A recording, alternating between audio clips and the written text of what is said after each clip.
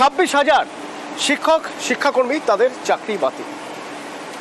সিস্টেমের উপর প্রভাব পড়বে, কতটা প্রভাব পড়বে? একটা উদাহরণ হিসেবে দুর্গাপুরের নেপালিপাড়া হিন্দি মিডিয়াম স্কুলের কথা বলতে পারি আমরা। এই স্কুলের 7 জন শিক্ষিকা, 1 জন শিক্ষক, 8 জনের চাকরি চলে গেল সুপ্রিম কোর্টের নির্দেশে, বা বলা ভালো হাইকোর্টের নির্দেশ, যে নির্দেশে হস্তক্ষেপ করেনি সুপ্রিম কোর্ট। স্কুল কিভাবে চলবে, কোথায় সমস্যা হবে, কতজন শিক্ষক রয়েছে, 8 জন যাওয়ার প্রভাব পড়বে? অর্পণ রয়েছেন আমার সঙ্গে ফোনে, বলতে পারবেন অর্পণ? দেখো, একেবারেই কিন্তু নেপালিপাড়া হিন্দি হাই স্কুল রয়েছে দুর্গাপুরে। এই স্কুলে মোট 33 জন শিক্ষক শিক্ষিকা, তাদের মধ্যে 8 জন শিক্ষক শিক্ষিকার নাম বাতিল হলো। ইতিমধ্যেই কিন্তু সংকটে রয়েছে এই স্কুল, কারণ প্রায় 4000-এর ওপর ছাত্রছাত্রীর সংখ্যা। এর মধ্যে 33 জন যে টিচার, তাদের মধ্যে 7 জন শিক্ষিকা এবং 1 জন শিক্ষক, মোট 8 জনের নাম বাদ গেল আদালতের নির্দেশে। এবং সংকটে রয়েছে স্কুল, অর্থাৎ এই যে স্কুলের যে পড়ুয়ারা কিভাবে আগামী দিনে পঠন পাঠন করবে তাও কিন্তু অনিশ্চয়তার মধ্যে। কারণ প্রধান শিক্ষক এটাই জানাচ্ছেন যে এমনিতেই শিক্ষক শিক্ষিকার সংখ্যা স্কুলের মধ্যে কম রয়েছে, কারণ 4000-এর বেশি পড়ুয়া। তার মধ্যে থেকে যদি 8 জন শিক্ষিকার চাকরি বাতিল হয়, এর মধ্যে কিন্তু একটা আশঙ্কা দেখা দিচ্ছে স্কুলের মধ্যে।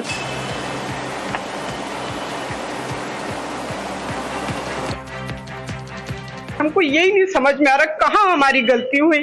हम लोगों ने जो प्रोसेस था वो प्रोसेस फॉलो किया। जब पेपर्स मांगे गए वो पेपर्स हमने सबमिट किए।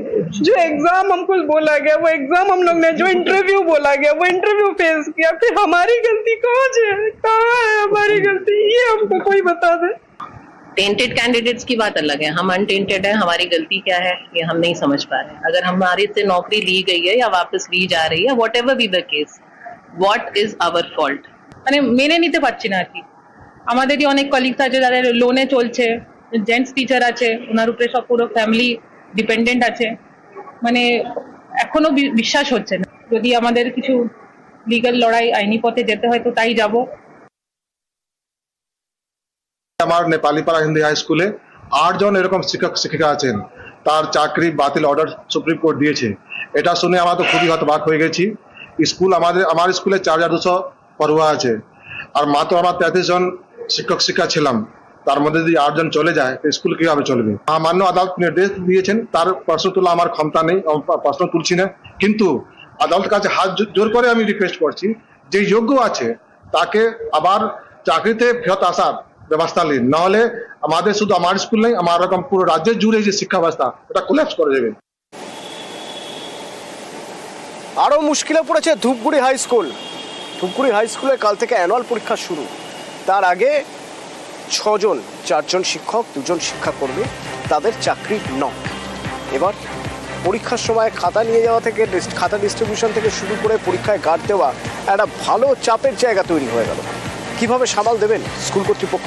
আমার সঙ্গে রকি রয়েছে ফোনে। রকি, আসলে দেখো, সুপ্রিম কোর্টের রায়ে 2016 সালে নিযুক্ত 26,000 চাকরি বাতিল হয়ে তালিকা কিন্তু প্রকাশ করেছে, এবং যার মধ্যে কিন্তু দুপুর হাই স্কুলের 6 জন শিক্ষক এবং অশিক্ষকের নাম রয়েছে। তার মধ্যে 4 জন শিক্ষক এবং 2 জন শিক্ষাকর্মী রয়েছে। আগামী কাল থেকে কিন্তু এই স্কুলের অ্যানুয়াল পরীক্ষা শুরু হবে, এবং তার আগে এই নাম ঘোষণার পর্যন্ত রীতিমতো চাপে রয়েছে দুপুরে হাই স্কুলের কর্তৃপক্ষ। কারণ কি করে সামাল দিবেন তারা এত বড় চাপ, তা নিয়ে কিন্তু দুশ্চিন্তা রয়েছে। কারণ 1900 ছাত্র রয়েছে এই স্কুলে, এবং শিক্ষক সংখ্যা সেদিক থেকে দেখতে গেলে 37 জন। তার মধ্যেই কিন্তু 4 জনের নাম বাতিল করে গিয়েছে, এবং শিক্ষাকর্মী যে রয়েছেন তারাও 2 জন কিন্তু বাতিলের খাতায় রয়েছে। এর ফলে কিন্তু তারা নিশ্চিন্তায় কি করে ম্যানেজমেন্ট করবেন কালকের পরীক্ষা। আর এই ঘটনাকে কেন্দ্র করে রীতিমতো শোরগোল পড়ে গিয়েছে। তার সঙ্গে আরো বলি, সুপ্রিম কোর্টের নির্দেশ তো শিরোধার্য।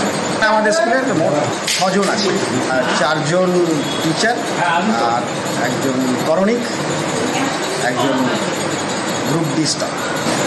তাহলে সমস্যা তো হবে, স্কুল চালানো, অফিস চালানো, এবং ক্রাইসিস তো কোনো না কোনোভাবে হবে, এটাকে তো অস্বীকার করা যায় না।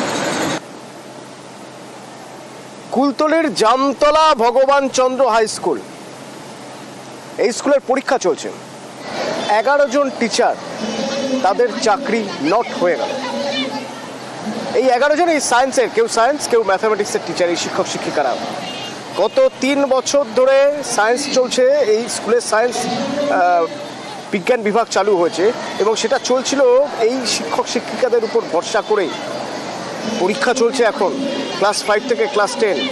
কি হবে? এরই মাঝখানে তো 11 জন টিচারের চাকরি চলে গেল। কি হবে? কিছু ভাবছেন? কিছু ভেবে বার করতে পেরেছে স্কুল কর্তৃপক্ষ? অর্পণ রয়েছে আমার সঙ্গে, বলতে পারবে অর্পণ? একদমই, দেখো স্কুলের পক্ষ থেকে প্রধান শিক্ষক তিনি জানাচ্ছেন যে গত 3 বছর এই শিক্ষকদের উপরে নির্ভর করেই স্কুলে সায়েন্স এবং ম্যাথামেটিক্সের ক্লাস চলছিল এবং তারা যোগ্য, প্রত্যেকেই যোগ্য 2016 সালের প্যানেল। এই প্যানেলে তারা জামতলা ভগবানচন্দ্র হাই স্কুলে তারা চাকরি করতে আসেন এবং সেখানেই তারা এই স্কুলে তাদের উপরে নির্ভর করে এই সায়েন্স গ্রুপ চলছিল।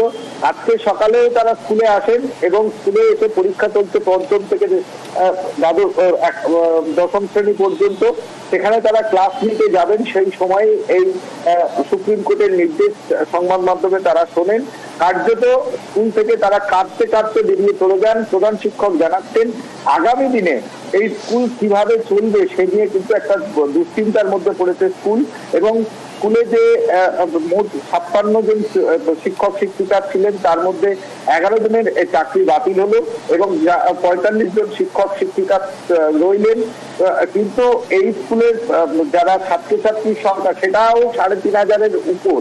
অর্থাৎ এই স্কুল চালাতে গেলে যে সংখ্যক 3500-এর উপর ছাত্রছাত্রী, তাদের জন্য 56 জন শিক্ষক শিক্ষিকা ছিলেন, যে সংখ্যাটা কমে দাঁড়ালো এখন 45।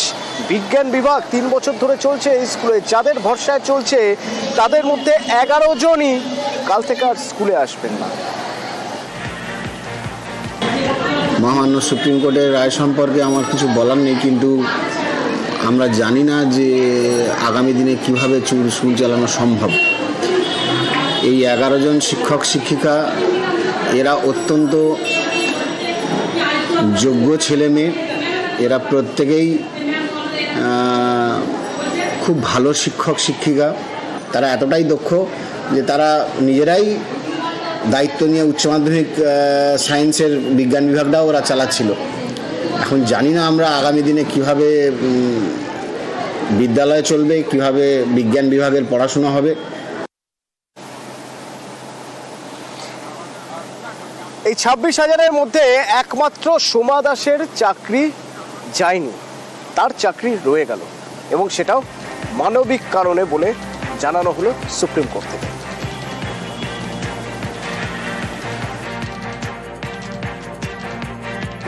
এই রায়টা সত্যি কখনোই কাম্য ছিল না, কারণ আমাদের প্রথম থেকেই দাবি ছিল, আমি যখন আন্দোলনের সঙ্গে যুক্ত ছিলাম তখন একটাই দাবি ছিল যে আমাদের যারা যোগ্য বঞ্চিত প্রার্থী তারা যেন আমরা চাকরি আমাদের ফিরে পাই, আর শিক্ষা ব্যবস্থাটাকে মুক্ত করতে হবে, কারণ আমরা ভুক্তভোগী ছিলাম। কিন্তু এটা কখনোই চাইনি যে যারা সঠিকভাবে যোগ্যতার পরীক্ষা দিয়ে যারা চাকরি পেয়েছে তারা তাদেরও চাকরিটা চলে যাবে এবং তাদের জীবনটা বিপন্ন হয়ে যাবে, এটা কখনোই চাইনি।